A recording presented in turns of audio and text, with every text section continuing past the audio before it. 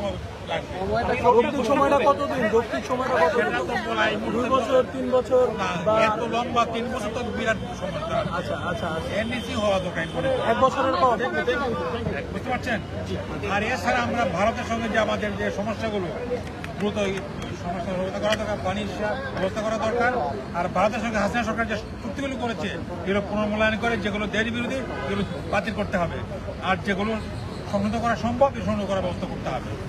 এবং আমরা এটা চাই যে হাসিনাকে এখানে ফিরিয়ে এনে তাকে এবং তার দূষণকে ট্রাইব্যুনালের মাধ্যমে অতি সত্ত্বর বিচারের ব্যবস্থা করতে হবে। আমরা আলোচনা করছি, আমরা বলছি যে আমরা দাবির মধ্যে আছে কয়েকটা দাবি খুব জোর দেয়। আমাদের একটা হচ্ছে যে সমস্ত আইন কানুন চালু আছে বর্তমানে আইসিটি অ্যাক্ট এগুলো বন্ধ করতে হবে। 70 ধারা যেটা আছে উচ্ছেদ এটা বাতিল করতে হবে। শুধু অনাস্থাপুরের ক্ষেত্রে এটা প্রযোজ্য, আর বাকি ক্ষেত্রে প্রযোজ্য না। এরপরে আমরা বলেছি আপনার 54 ধারা যেটা আছে বিশেষ ক্ষমতা আইনটা বাতিল করতে হবে। এছাড়াও সংবিধানে আল্লাহর প্রতি আস্থা এটা ফিরিয়ে আনতে হবে এবং সেকুলারিজমকে রোধ করতে হবে। এই আমাদের দাবি। আপনার নামটা? আমরা তো ডক্টর আহমদ আব্দুল কাদের,